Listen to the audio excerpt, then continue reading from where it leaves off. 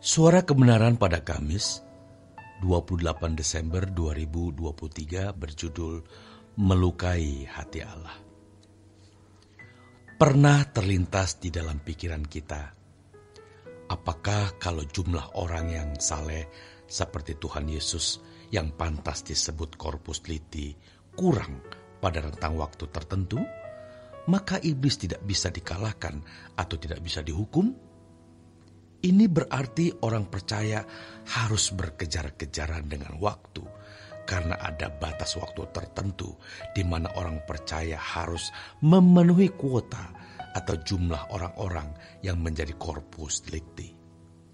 Selama ini belum ditemukan teks Alkitab atau penjelasan yang mengarah ke sana. Tetapi lebih mengarah bahwa kalau Tuhan tidak segera datang, maka orang yang binasa semakin banyak. Sebab semakin panjang waktu, umur bumi, semakin banyak anak manusia dilahirkan dan disesatkan oleh iblis.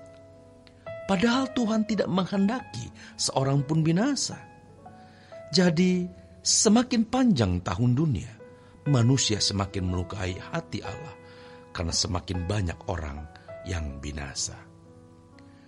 Sebagai anak-anak Allah yang hendak menyukakan hati Bapa, kita harus berusaha menjadi Corpus Liti agar rencananya segera digenapi, yaitu iblis dibinasakan dan kerajaannya datang.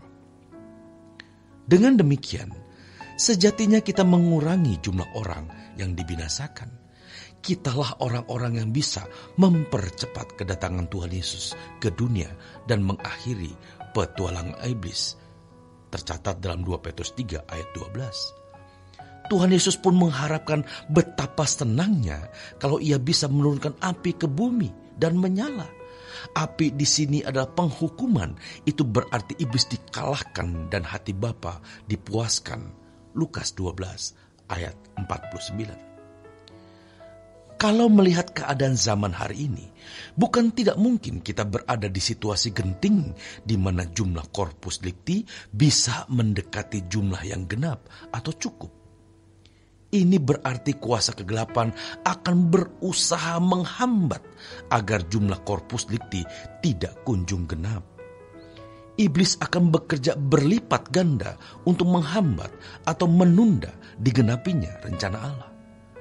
Itulah sebabnya dunia akan bertambah jahat dan Tuhan seperti membiarkan iblis merajalela.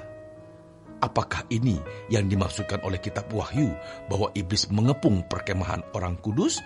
Wahyu 20 ayat 7. Ayat itu bisa menunjukkan figuratif bagaimana orang percaya dikelilingi filosofi hidup yang tidak sesuai dengan kesucian Tuhan. Sementara nabi-nabi palsu merajalela dan kelompok masyarakat yang anti-Injil juga bangkit membuat intimidasi. Ini adalah masa yang genting dan juga penting. Masa yang ikut menentukan sejarah kehidupan di langit baru dan bumi yang baru. Kita bersyukur saudaraku, karena kita hidup di masa peperangan besar ini. Inilah kesempatan menjadi laskar-laskar Kristus yang mengabaikan kepentingan pribadi dan menemukan tempat untuk berjuang bagi Injil Kerajaan Surga dan menggenapi rencana Allah. Perjuangan untuk menjadi Corpus Liti ini menuntut pengorbanan segenap hidup. Untuk ini, hendaknya tidak berpikir bahwa seseorang dengan sendirinya atau secara otomatis sebagai orang yang terpilih bisa menjadi sempurna dalam moral dan kesucian seperti standar Allah sendiri. Untuk menjadi sempurna, harganya adalah perjuangan tiada henti dengan mempertaruhkan segenap hidup tanpa batas. Orang yang melakukan hal ini akan menyadari bahwa perjuangan ini sangat berat. Tidak heran kalau mereka bisa putus asa. Ibrani 12 ayat 3 sampai yang keempat. Harus jujur diakui saudaraku, bahwa untuk menjadi orang baik atau menanggulangi persoalan moral umum saja sudah sangat susah. Apalagi menjadi sempurna atau menanggulangi masalah moral khusus atau kepribadian seperti Tuhan Yesus. Ibrani 12 ayat 2-4. Tuhan Yesus sebagai juru selamat yang dapat mengembalikan manusia kepada moral Bapa, dapat memulihkan kita. Itulah sebabnya ia berkata, "Belajarlah padaku." Matius 11:28 sampai yang ke-29. Tuhan Yesus juga berjanji bahwa ia datang untuk memberi hidup. Hidup seperti yang dirancang Allah Bapa sejak semula. Orang yang bersedia diselamatkan harus datang kepadanya dan belajar. Hal ini menunjukkan proses yang tidak mudah, yang tidak dapat berlangsung dengan cepat.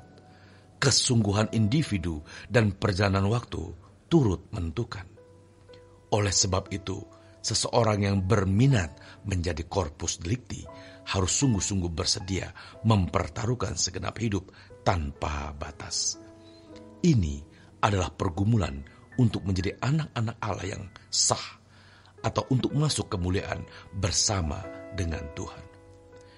Itulah sebabnya Tuhan Yesus mengatakan bahwa orang yang mau menjadi murid, artinya belajar dan bisa berubah sesuai dengan kehendaknya, harus melepaskan segala sesuatu. Lukas 14 ayat 33. Kata melepaskan dalam teks ini adalah apotaso, yang artinya juga meninggalkan atau memisahkan diri. Ini berarti seseorang yang mau menjadi murid harus meninggalkan segala keinginan, cita-cita, dan hasrat kemanusiaannya seperti yang dimiliki manusia pada umumnya dan menenggelamkan diri pada kehidupan untuk menjadi serupa dengan Tuhan Yesus. Inilah yang sebenarnya yang dimaksud oleh Tuhan Yesus menyangkal diri. Selamat berjuang saudaraku. Tuhan Yesus memberkati.